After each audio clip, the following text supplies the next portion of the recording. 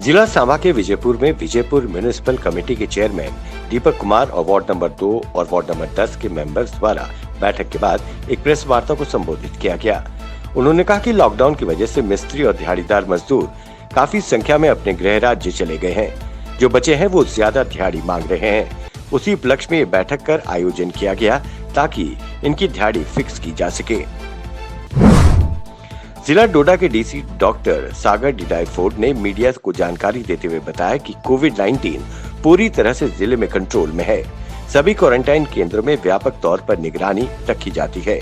वहीं उन्होंने बताया कि सभी बाजार अपने वक्त पर खुलते और बंद होते हैं। प्रशासन के दिशा निर्देशों का पालन किया जा रहा है। जम्मू में आज बीएसपी हेड ऑफिस सतवारी में बीएसपी के प्रदेश अध्यक्ष एसआर मजोत्रा द्वारा एक प्रेस वार्ता को संबोधित किया गया। उन्होंने सरकार पर कई गंभीर आरोप लगाए। उन्होंने कहा इस महामारी के दौरान जनता को महामारी से लड़ने और लोगों को सहायता पहुंचाने की जगह बीजेपी सरकार तुच्छ राजनीति एजेंडा चला रही है। बीजेपी वर्चुअल रैली कर इलेक्शन मोड में आ गई है। महाराष्ट्र में उद्धव ठाकरे के नेतृत्व वाली महाविकास आघाड़ी सरकार में अनबन नजर आ रही है। इसे लेकर शिवसेना ने सामना में कांग्रेस पर हमला बोला है।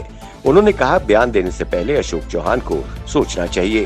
पहले ही महाराष्ट्र पर कोरोना वायरस और चक्रवात का बड़ा संकट है।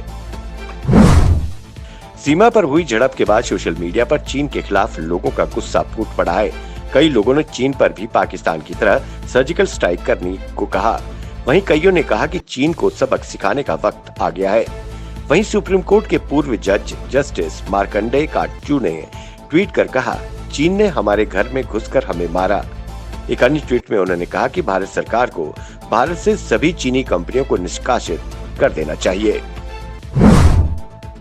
लद्दाख में चीन के साथ विवाद बढ़ने के बाद हिमाचल में चीन से सटी समदो बॉर्डर पर सेना की तैनाती बढ़ा दी गई है, जबकि लाहौल होकर मनाली ले सामरिक मार्ग पर भारतीय सेना की टुकड़ी की गतिविधि लेह की तरफ बढ़ गई है।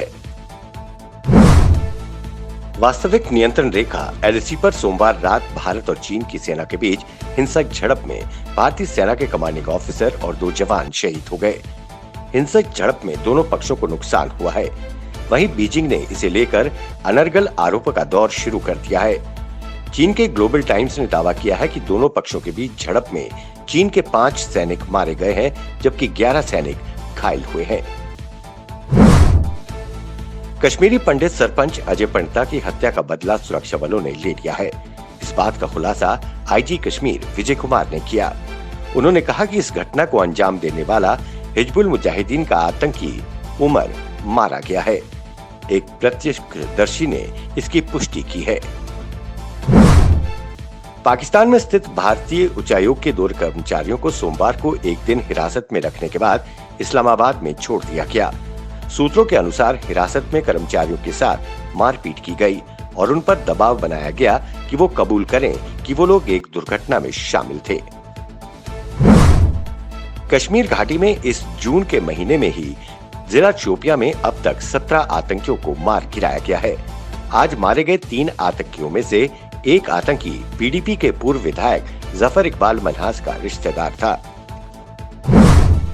कश्मीर घाटी के शोपियां में मंगलवार को सुरक्षा बलों ने 3 आतंकियों को मौत के घाट उतार दिया। आईजी कश्मीर विजय कुमार ने जानकारी देते हुए बताया कि अब तक 2020 में 94 आतंकियों को मार गिराया गया है।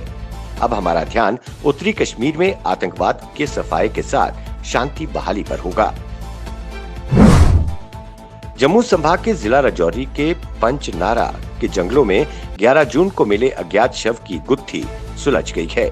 एक महिला ने अपने दामाद के साथ मिलकर पति की हत्या कर दी थी। पुलिस ने दोनों को गिरफ्तार कर लिया है। हत्या की साजिश अवैध संबंधों को लेकर रची गई थी।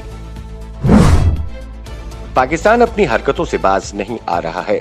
संघर्ष विराम का उल्लंघन कर आतंकियों को घुसपैठ कराने की कोशिशें कर रहा है। इसी क्रम में पाकिस्तानी सेना ने बारामूला जिले के बुनियाद सेक्टर में गोलाबारी कर मोटार शेलिंग की, जिसका भारतीय सेना मुंह तोड़ जवाब दे रही है। कश्मीर घाटी के जिला बांदीपुरा के कोनन गांव में सुरक्षा बलों ने तलाशी अभियान शुरू किया। सूचना के आधार पर इलाके में आतंकियों के छिपे होने की सूचना थी।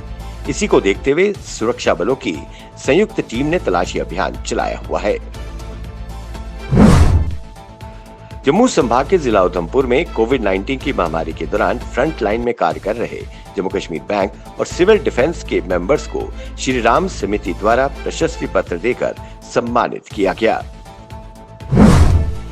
जम्मू कश्मीर में पीडीपी बीजेपी सरकार के दौरान पास किया गया SRO 202 को केंद्र शासित प्रदेश सरकार द्वारा निरस्त करने के आदेश जारी कर दिए हैं। सभी वर्गों ने इसका स्वागत किया है। पैंथर्स पार्टी के पूर्व MLA बलवंत सिंह मनकोटिया ने तहे दिल से सरकार के इस कदम का स्वागत किया। उन्होंने कहा कि युवाओं द्वारा लंबे समय से इस काले कानून SRO 202 का विरोध किया जा रहा था।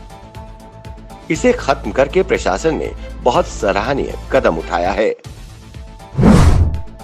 जम्मू कश्मीर में धरती एक बार फिर भूकंप से हिल उठी। दिन में दूसरी बार भूकंप आने से लोग सहम गए हैं। बीते 3 दिन में भूकंप की ये चौथी घटना है।